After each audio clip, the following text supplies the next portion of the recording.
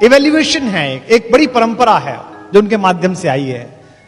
हम लोग विदेश से बहुत प्रभावित होते हैं। अगर मैं आपसे पूछूं कि मनुष्य का विकास कैसे हुआ, तो इस हॉल में बैठे हुए 90% लोग ये कहेंगे कि डार्विन की थ्योरी ऑफ एवोल्यूशन है साहब, डार्विन की थ्योरी ऑफ। हम अपना धर्म नहीं पढ़ना चाहते, अपनी चीजें नहीं पढ़ना चाहते, हम गीता नहीं पढ़ना चाहते, हम कुरान शरीफ नहीं पढ़ना चाहते, हम दशमेश पिता का ज्ञान जो गुरु के रूप में उपलब्ध है उसे नहीं पढ़ना चाहते। कहने का तात्पर्य यह है कि हम धर्म को मानते हैं पर धर्म की नहीं मानते।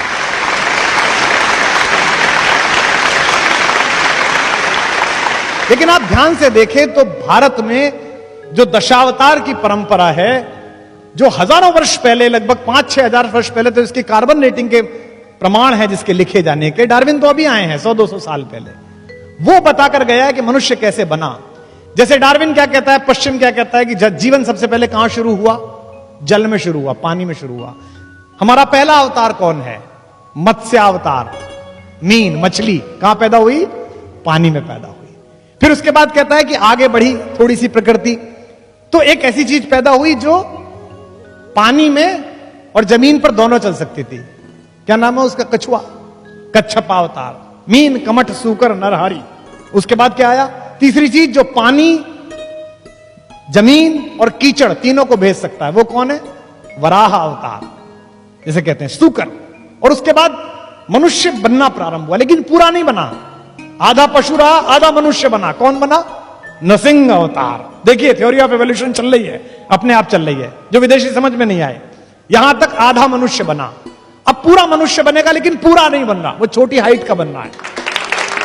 कौन पैदा हुआ, वामन अवतार, वो छोटा है, उसकी हाइट अभी बड़ी नहीं है। वामन के बाद कौन हुआ, एक ऐसा पुरुष जिसे कहते हैं केवमैन, गुफा मनुष्य, जो कम कपड़े पहनता है, गुस्से में रहता है, हर समय कुलाड़ा हाथ में लिए लेता है, जिसका अपनी इंद्रियों और अपने क्रोध पे काबू नहीं है, जो अपने पिता के कहने पर मां की तरफ कुल्हाड़ा लेके चल देता है। कौन पैदा हुआ, परशुराम पैदा हुआ। देखिए आप, आगे चल रही है, जिनको समझानी पड़ी लक्ष्मण को कि ज्यादा उंगली मत दिखाओ, यहां कुम्हड़ बतिया को नहीं। परशुराम के बाद एक ऐसा मनुष्य पैदा हुआ जो है तो दीप्ति में परशुराम जैसा, लेकिन जो ज्यादा सामाजिक है, जो मर्यादा समझता है, जो इस प्रकृति में अब जो आगे चलेगा उसका नियामन करने आया है, उसकी मर्यादा स्थापित करने आया है। उसका नाम हुआ मर्यादा पुरुषोत्तम राम, जो पैदा हुआ। तो एक तरीके से डार्विन की थ्योरी के साथ साथ आगे बात चल रही है। लेकिन राम कैसे हैं, राम शांत रहते हैं, प्रिंस चार्मिंग है, मुस्कुरा देते हैं, ज्यादा गुस्सा आते हैं, बड़े सीधे हैं, बड़े सरल हैं, सीधी बात करते हैं, विनम्र हैं। जब उनसे कहते हैं लक्ष्मण की आप कब्जा क्यों नहीं कर लेते हो, मैं प्रतिमा नाटकम पढ़ रहा था, उसमें मैं देखा, तो उन्होंने कहा 3 तरह के पातक होते हैं। जिस पिता ने रक्त दिया है उसके खिलाफ जाऊं, ये एक पातक है।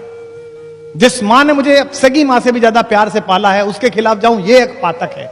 और पाप जिसकी सोच की सीमाओं के बाहर खड़ा होकर पराजित भाव से देखता है, उस भाई भरत के खिलाफ जाऊं, ये भी एक पातक है। तू मेरा भाई है, बता दे कौन सा पातक करके मरूं, बता कैसे करूं। वो राम पहले सामाजिक व्यक्ति हैं। तो राम का डीएनए जो है वो रिसेशन का डीएनए नहीं है, वो इवोल्यूशन का डीएनए है।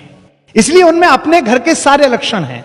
उनके एक पूर्वज दिलीप, जिन्होंने गाय को बचाने के लिए अपना जीवन उत्सर्ग कर दिया। सच्चे वाले गौपालक थे वो, ऐसे वाले नहीं जो आजकल घूम रहे हैं, अच्छे वाले गौपालक। वो उसकी तरह गौ प्रेमी है, गाय को बचाने का संकल्प कहते हैं। विप्र धेनु सुरहित लीन मनुज अवतार, तो सीता जी ने कहा विप्र धेनु और देवताओं और संतों के हित में अवतार लिया है। दूसरे, वो अपने सबसे पुराने पूर्वज हरिश्चंद्र, जिन्होंने मणिकर्णिका घाट पर अपनी पत्नी से टैक्स मांग लिया था, और जब उन्होंने उस साड़ी को फाड़ा, वहीं से सतयुग के समापन की घोषणा हुई।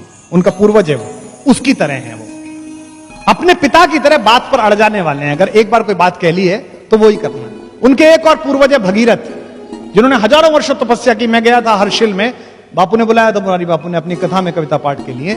हरिशिला वो जगह है, हर्षिल गंगोत्री के पास, जहां बीच गंगा में भगीरथी की धारा में एक बहुत बड़ी चट्टान फंसी हुई है। उसके ऊपर बैठ के हजारों साल तप किया, ऐसा सुनते हैं। तब जाकर गंगा प्रकट हुई और पृथ्वी पर आई, मोक्षदायिनी बनी। उनमें भगीरथ जैसी इच्छा भी, इसलिए उनका वंश इक्ष्वाकु वंश कहलाता है।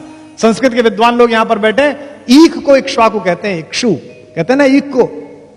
ईख क्या है, ईख अकेली फसल है जिसका सब कुछ काम में आता है। ईख प्रतीक है इक्ष्वाकु वंश का, जिसका ना रस समाप्त होता है ना यश समाप्त होता है। ये राम की बात। वो उस खानदान में पैदा हुआ। अपने राम अपने अपने अपने